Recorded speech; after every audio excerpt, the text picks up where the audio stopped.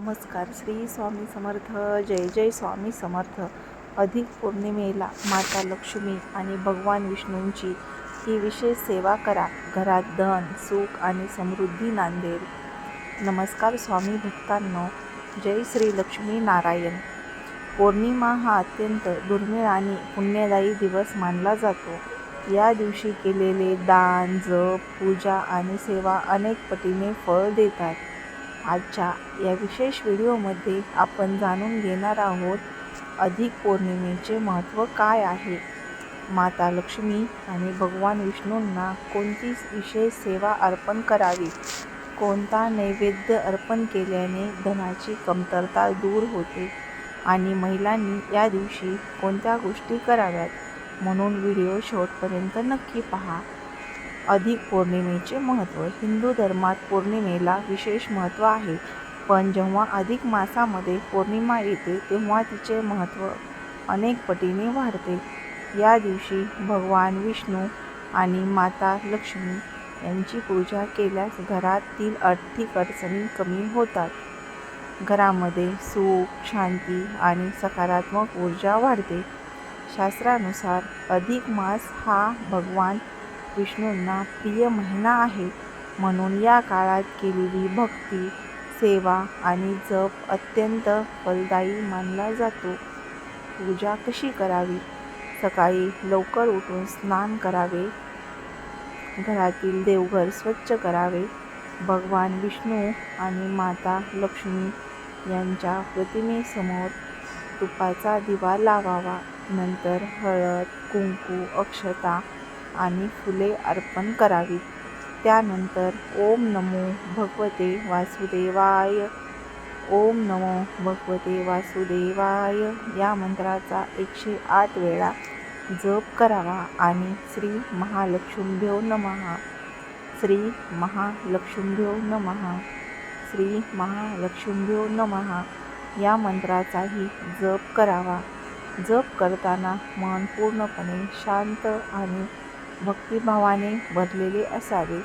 देवीवर तुमची श्रद्धा असावी, विश्वास असावा.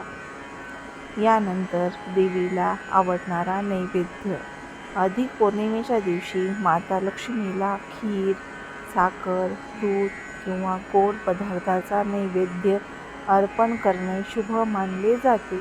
विशेषतः खीर अर्पण केल्याने माता लक्ष्मी प्रसन्न होते अशी मान्यता आहे. नैवेद्य दाखवल्यानंतर तो घरातील सर्व सदस्यांना प्रसाद म्हणून द्यावा. यामुळे घरातील प्रेम, ऐक्य आणि आनंद वाढतो. महिलांसाठी या दिवशी करायचा विशेष उपाय. महिलांनी या दिवशी माता लक्ष्मीसमोर तुपाचा अखंड दिवा लावावा. कमळाचे फूल किंवा लाल फूल अर्पण करावे. 1 रुपयाचे नाणे माता लक्ष्मीच्या चरणी ठेवावे. पूजा पूर्ण झाल्यानंतर ते नाणे आपल्या तिजोरीत किंवा पैशाच्या ठिकाणी ठेवावे. असे केल्याने धनसंचय वाढतो अशी श्रद्धा आहे. तसेच शक्य असल्यास एखाद्या गरजू व्यक्तीला अन्नदान किंवा वस्त्रदान करावे. दान केल्याने पुण्य प्राप्त होते आणि जीवनातील अनेक अडथळे दूर होतात. प्रेरणादायी संदेश.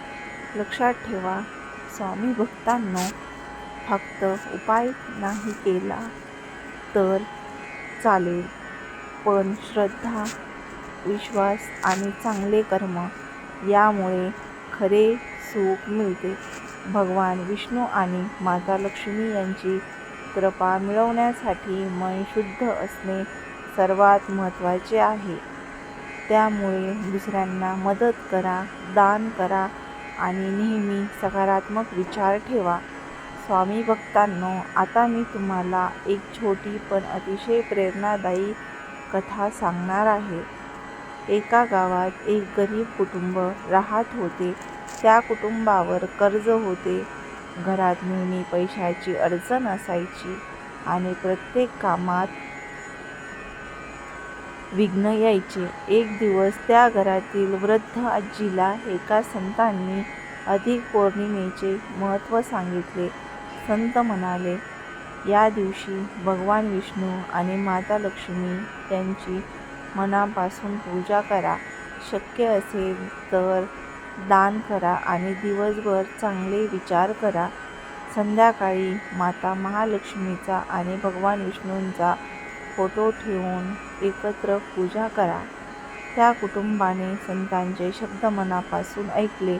अधिक पौर्णिमेच्या दिवशी त्यांनी घर स्वच्छ केले, देवघर सजवले, भगवान विष्णू आणि माता लक्ष्मी यांची पूजा केली, थोडीशी खीर बनवून नैवेद्य दाखवला आणि एका व्यक्तीला अन्नदान केले.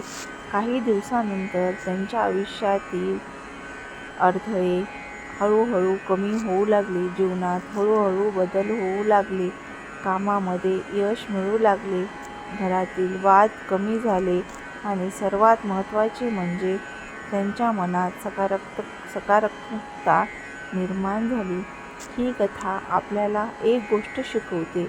देव आपल्याला फक्त धनच देत नाही, तर योग्य मार्गावर चालण्याची शक्ती देखील देतात. अधिक पौर्णिमेच्या दिवशी टाळावयाच्या गोष्टी. या पवित्र दिवशी काही गोष्टी टाळल्या तर अधिक शुभ फळ मिळते असे मानले जाते. कोणाचाही अपमान करू नका. घरामध्ये वादविवाद टाळा. खोटे बोलणे टाळा.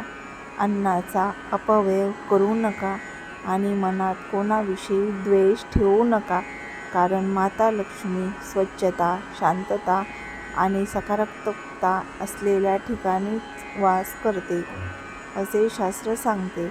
पौर्णिमेच्या चंद्राचे आध्यात्मिक महत्त्व. पौर्णिमेचा चंद्र हा पूर्णत्वाचे प्रतीक मानला जातो. चंद्र पूर्ण प्रकाशाने उजळतो, तसाच आपल्या जीवनात ज्ञान, आनंद आणि समृद्धीचा प्रकाश यावा यासाठी या दिवशी प्रार्थना करावी. रात्री चंद्रदर्शन करून भगवान विष्णूंचे स्मरण करावे. मनातील नकारात्मक विचार दूर करून नवीन सकारात्मक संकल्प करावा. असा संकल्प जीवनाला नवी दिशा देऊ शकतो. प्रेक्षकांसाठी विशेष प्रार्थना.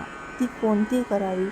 हे माता लक्ष्मी ज्यांनी हा व्हिडिओ श्रद्धेने पाहिला आहे, त्यांच्या घरात सुख, शांती आणि समृद्धी नांदू दे.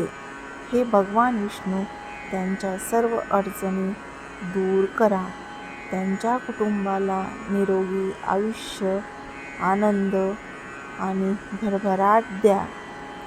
त्यांच्या मनातील प्रत्येक चांगली इच्छा पूर्ण होऊ दे. जय श्री लक्ष्मीनारायण. माता लक्ष्मी आणि भगवान विष्णूंची कृपा तुमच्या आणि तुमच्या कुटुंबावर सदैव राहो. तुमच्या घरात सुख, समृद्धी आणि भरभराट नांदो हीच प्रार्थना. व्हिडिओ आवडला असेल तर लाईक करा, शेअर करा आणि कमेंटमध्ये जय श्री लक्ष्मीनारायण अशी कमेंट करायला विसरू नका आणि आपल्या चॅनलला सबस्क्राईब करा.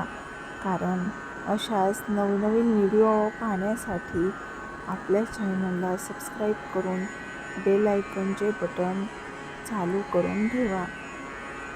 कारण सगळ्यात अगोदर व्हिडिओ तुमच्यापर्यंत येईल.